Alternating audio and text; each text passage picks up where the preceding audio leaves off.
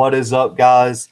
It is the Bluebloods here, coming back at y'all with another 2-minute drill, man. Wednesday, July 14th, man. I'm so excited to be here. My boy B-Dub, officially back from California as of yesterday, so he will be back all week until he plans another vacation and leaves me here without y'all. You know, this dude got like a real job. He traveled now. He fancy. He got that black card money. Well, I don't know about that. But guys, go check out our interviews from this week, man. We had Nicario Harper, Jacksonville State DB, FCS All-American, OVC Defensive Player of the Year on Monday.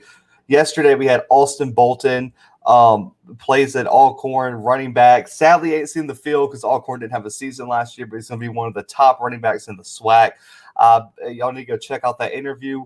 And today, we got like an unconventional interview we released today. So let me explain it if you caught this video first. I sat down with Byron Terry. He is a potential walk-on at Kennesaw State, and he's a writer for the Medium. And me and him had a real nice discussion about mental health in sports. And so it's a way more serious episode, but it's a topic I think a lot of people need to hear. That dropped this morning at 7. Go check that out next, man. He's got an awesome story. He's an awesome writer. I linked some of his articles in the bio, man. We had a great discussion about mental health in college football and sports in general, so go check that out. But let's get into our topic today. We headed back to the SEC, and we are talking about the top quarterbacks in the SEC for the 2021 season. So let me preface this. This got picked to be a topic because of our good old friends over at Pro Football Focus.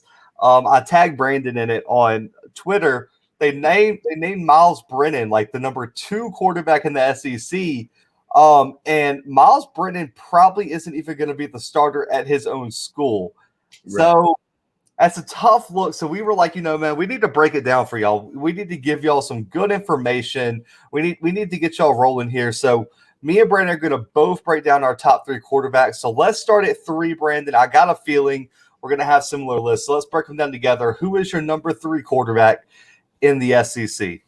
My number 3 spot was really hard to call, Zach, just because there's so much talent mixed around in the SEC this upcoming year, and there's a whole lot of new talent coming up. But my number 3 ultimately had to be a guy that showed us what he was made of over the past season. And I think that's Hendon Hooker. I'm super excited to see what he goes in at Tennessee. I really am. Oh, don't act like you are excited for him. I am, but like, man, you did the same. You did the same thing Pro Football Focus did. He hasn't even won the starting spot yet. That's fair enough. And I'm gonna double down on this, Zach. He hasn't won the starting job, but I mean, who would you have as your starter if you were Tennessee's coach right now? Who are you starting? Okay, so I said on the podcast that I would pick Hendon Hooker. Our guest Kyler Curvison for the Tennessee said he would pick Brian Moore. And apparently others. I think I don't know if Pro Football Focus, it was either Pro Football Focus or Saturday Down South said that they would start Harrison Bailey. So we got 3 different picks from 3 different media sources, but I do agree with you. If I was the Tennessee head coach, Josh Heupel, I would start Hendon Hooker, and I think if he starts, he immediately becomes a top 5 quarterback, in my opinion. He's definitely better than the Bo Nix. But he completed 66% of his passes at Virginia Tech last season, and that's when he actually played. He hasn't seen the field a lot. He's been kind of struggling with injuries on and off. So I'm excited for him to have an opportunity at Tennessee. Not a lot of guys wanted this opportunity. I understand they have a QB battle going on right now, but I could not double down on a guy like Max Johnson. I don't want to be a homer. I don't want to give this to Max Johnson because he hasn't won the starting job either. So there's the same argument. It might be I know he probably has, but it might be Miles Brennan. I didn't want to give it to a guy like Bryce Young who hasn't played it down yet. He's played a couple downs, but not in anything that counts. I think he's played 20. I'm pretty sure off the top of my head it's been like 20 snaps. Yeah, they were all garbage time, and it was with Alabama. So, yeah, he looked really good. So I couldn't give it to him. I for sure wasn't going to give it to Bo Nix. And so I think that Hendon Hooker, yeah, he might not be a popular pick for this top three, but he's in mine for sure just because I think he has a ton of potential. I'm giving you a round of applause for thinking outside the box. Literally, like I came into this segment and I said, "Oh, I almost made little banners for you and everything." I was like, "I know what Brandon's gonna pick. I get it." And you said Hendon Hooker, and my jaw dropped. Props on creativity. I like your argument. I think there is a case to be made for Hendon Hooker, but I went another route, Brandon. I went with Max Johnson. Yeah, I did, and listen, I think. This is going to piss a lot of people off if he actually wins the starting job, which I think is already clinched. They just haven't announced it. And by all indications, our guy Blake Ruffino from Are You Serious Sports, Brandon, our LSU guy on the show. I mean, anything you look at LSU, Max Johnson is dominating that QB race, and it's almost a guarantee. So that's why I picked him. Bryce Young was a strong consideration, but like Brandon said, man, until you play a snap, like Bo Nix was a 5-star.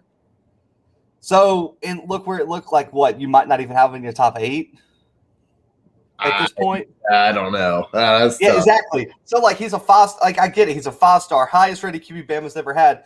But until he plays it down, you just don't know. So I can't put him there. And other than that, Brandon, there's really not a lot of good experience anywhere. I mean, Will Rogers looks like the guy at Mississippi State, but I mean, has he done enough to be a top 3 quarterback?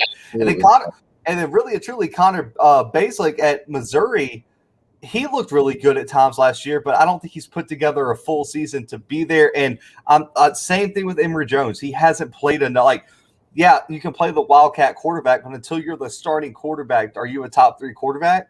Right. Which, Pro Football Focus, you had him at 3. So you had 2 guys that, like, what are you doing? But I'm going with Max Johnson, Brandon. He played in 6 games for LSU last year, over 1,000 yards, 8 touchdowns, only 1 interception, led them to that outstanding win in the Swamp. And people forget he looked like the better quarterback against Alabama, the better quarterback against Texas A&M, the way better quarterback at the end of that blowout loss at Auburn, which he led LSU to their only touchdown of the game. Yeah, he did. At the end of that game. So he looks like the leader. He has that it factor. And Brandon, really and truly, I think if Matt, I know I said this on our LSU podcast with Blake, if Max Johnson doesn't start the Florida game, LSU doesn't win that game. I agree. If Max Johnson starts the entire year, Brandon, and gets some of that momentum he showed down the stretch, I don't know if LSU gets blown out by Auburn. I'm not sure if Texas A&M is a guaranteed loss. I think that, and I don't think they lose to Missouri. Right. I mean, and I think he just had, like, he inspired. I think the defense played better when he was out there, and that could be a factor of them just playing better down the stretch. For me, there's just those quarterbacks. Like, you can't tell me Cam Newton didn't impact Auburn's 2010 defense and motivated them to get a few stops. Yeah, absolutely. You can't tell me Tim Tebow didn't motivate the Florida like, when you're the guy, you motivate both sides of the ball, and that's the type of vibe I get from Max Johnson, and so that's why I'm putting him at number 3. I know you only didn't pick him because you didn't want to be a homer. It's okay. Max Johnson, in terms of talent, if he starts for LSU, which I think it's 100% he will, I think he is a top 3 quarterback in the SEC, and there's an argument to be made that he's top 2 by the end of the year. I'm not going to agree with you, Zach, because I know what this is. You're setting me up for the jinx, and it's not going to happen. No, I'm rooting for Max Johnson, man. I like him. I think he's a great kid. I think he's a really, really great quarterback. So let's get to number 2. I'll kick it off, Brandon. And I feel like the top 2's a given. It's just going to be, do me and Brandon differ on who we have 1 and 2? Because there's really a consensus about who the top 2 are. At number 2, Brandon, it might cause some ruckus among Ole Miss fans. I have Matt Corral at number 2. That's my number 2 as well. Perfect. We can build off each other. And so as everyone knows, let's just give it away. JT Daniels is number 1 for us because there's no way we can have a list without JT Daniels being a top 3 quarterback in the SEC. The only reason I give it to Daniels over Corral, Brandon, is turnovers. Okay. Corral had 14 interceptions last year, Brandon, including the 6 interception game against Arkansas. Right. That was terrible. But with Brandon, he threw 14 interceptions in 10 games. So he averaged more than one interception per game in 2020. JT Daniels had 10 touchdowns to 2 interceptions last year. And he didn't even play the full year. Like, yeah, 10 touchdowns, didn't play the full, and nobody played a full season, but he really didn't play a full season. He hardly played at all. I think he played like 4 games. And Brandon, this is the craziest stat I found. Did you know? So everyone talks about Matt Corral being number 1 because he can push the ball down the field better than anybody. Did you know that JT Daniels had a higher yards per attempt than Matt Corral did? I actually didn't know that, but I was very impressed by Matt Corral's over 10 yards every single pass. Yeah, JT Daniels, his adjusted yards per average was 11 yards per pass. Okay. Fair. And they're both accurate. I don't want to get into the semantics of that's what 68% for Daniels and 70% for Corral. Easy. Y'all are both doing really well in terms of accuracy. It's just I think Daniels takes care of the ball better. And I think what gets lost in this argument, Brandon, you can correct me if I'm wrong and jump in after me here.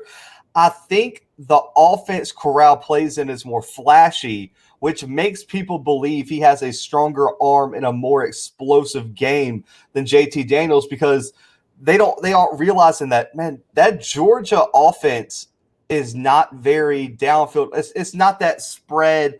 We're going to score 50 attack. It's like we're going to run the ball. We have a great offensive line. We're going to get it into our playmakers' hands. That Ole Miss offense is just Lane Kiffin throwing the playbook and running 4 verts half the game. He's playing like a video game, and you saw it against Alabama. And for me, Brandon, going into the season, I'm really worried that Matt Corral isn't going to have the weapons JT Daniels has. And that sounds crazy given that George Pickens is hurt. But you got Eric Gilbert. You got Darnell Washington. You had Curtis Jackson step up last year. You have weapons at Georgia that I think just sometimes get overlooked. And you lose easily the top target for Corral and Elijah Moore. So who's going to fill that void?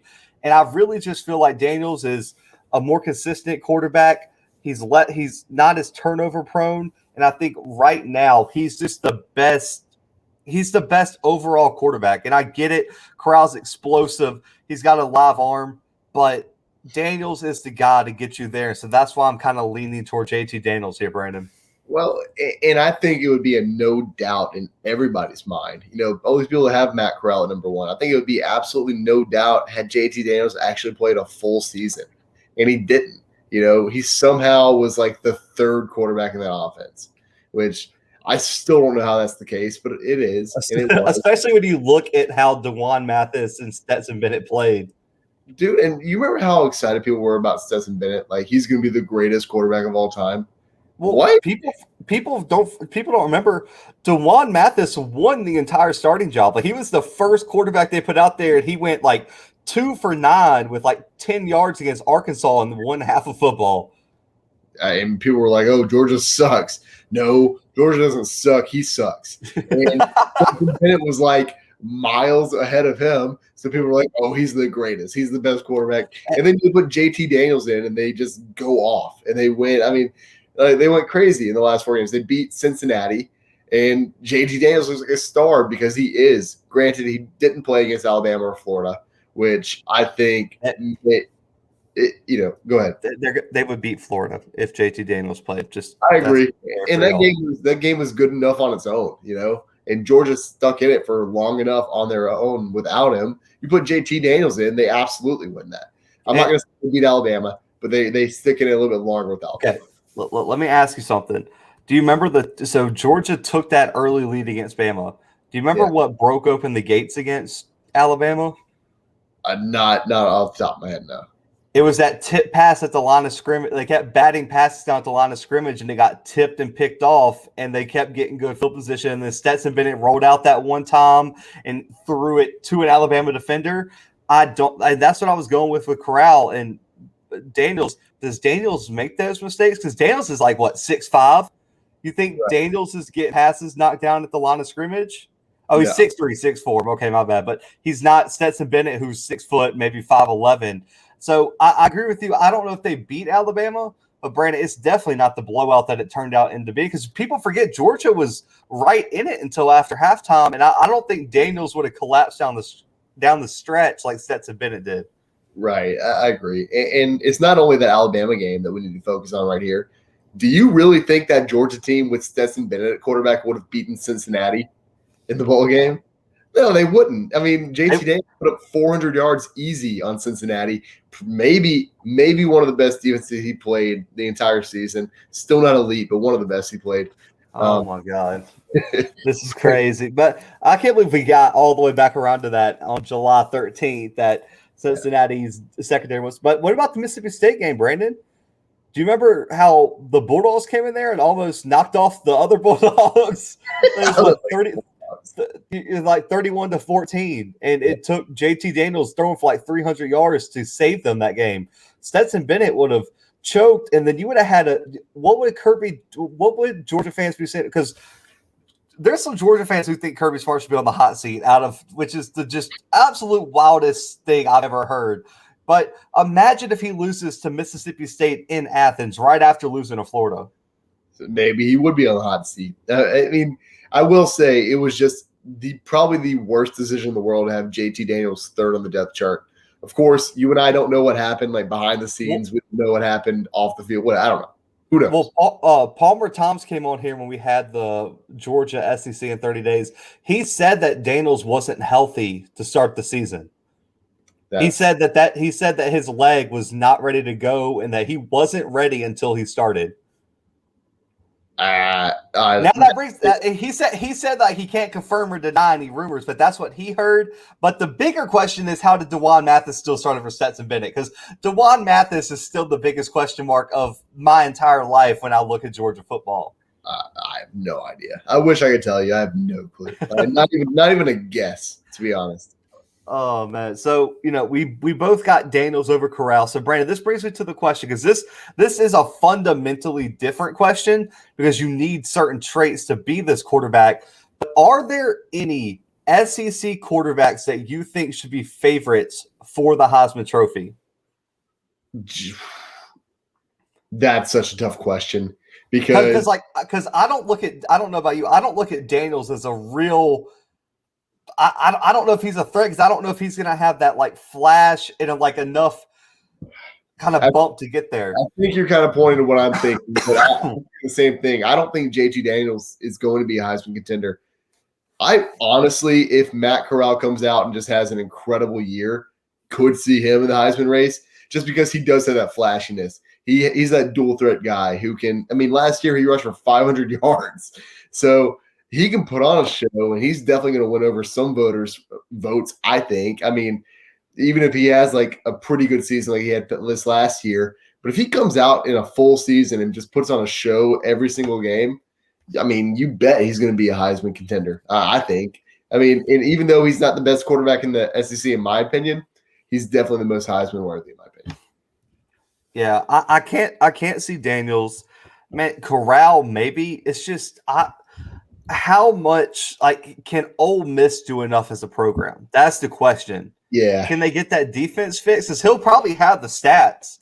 I mean, he had the stats last year, but is that team ready? For me, Bryce Young, as much as I didn't have him on my list and he's never taken a snap, if he lives up to the hype, Brandon, yeah, Alabama already has the bump in national prestige. He's gonna be the number one player, like on the number one team in the country. They're probably gonna be undefeated, and they're gonna be in prime time every single week, just about, except those weeks they play like Louisiana Monroe, and they're gonna get the national recognition, and he's gonna get the credit because there's not a Devontae Smith, there's not a Najee Harris, there's not a Jalen Waddle that can take his shine away. Because I'm sorry, yes, he's a good running back in Brian Robinson Jr., but he doesn't have the name recognition and the flash that a Najee Harris had. yes, they got some good wide receivers like John Mechie in them, but none of them have the star potential that they have yet. They're still young and unproven, kind of like Bryce Young. So I think the stage is set where if Bryce Young goes out there and balls, he's going to be the face of the program for sure. And for me, I really feel like Bryce Young is probably the most likely SEC quarterback to realistically have a shot at the Heisman. Yeah, no, I definitely see where you're coming from there. And in my heart of hearts, I don't think that Matt Corral has Heisman appeal. But if he comes out and has a crazy year, I think he has the right formula where he's this dual threat guy who is going to catch the eyes for a lot of people. Hey, listen, the Jaboy show said that you can't count out Bo Nix. J-Boy he's something else, man. He's that dude. I'm not gonna talk too much about it. I'll talk to you after we're done filming. Man, that dude. Oh man, yeah. He said Bo Nix got Heisman potential, bro. I'm gonna have that number 10 jersey back there. Back there isn't Bo Nix, but it can be real quick. He's a big guy, so. Yeah, that's true. Bo Nix isn't winning the Heisman, guys. This is all a joke. We don't promote this. We promote accuracy and valid takes here on the Blue Bloods. But guys, we appreciate. Yeah, that's true. That's true. Except for Brandon not saying Cincinnati's defense was elite last year. But anyway, we appreciate y'all tuning in, man. We love y'all coming on here, man, and comment on the videos and watching the videos. We can't thank y'all enough. But, guys, go check out all our interviews, man. The Nicario Harper, Jacksonville State, OVC Player of the Year 2 days ago on Monday. Yesterday, we dropped Austin Bolton, Alcorn State running back, man. He is a stud. Can't wait to see him tear up the SWAC this year. And today, go check out interview with Byron Terry. Man, it was a great interview, man. We talked all things mental health and sports. It's a great kind of change of pace episode, but it's a very important message that I'm glad we could help spread right here on the Blue Bloods. But guys, subscribe now, man. We are so close to 500 and another giveaway. We can't wait to announce what we're giving away at 500 subscribers, man. We can't thank y'all for all the support, man. Almost, hey, hashtag road to 1K, man. We're halfway there. We got so many announcements. Big things coming down the pipeline for our third season here on the Blue Bloods, man. We can't believe we made it this far either. If you go back and listen to our first ever episode, you'll be like, nah, those aren't the same guys. We come a long way. Thank y'all for riding with us, man. But for B-Dub, for myself, the Blue Bloods, and the 2 Minute Drill, man, we are out.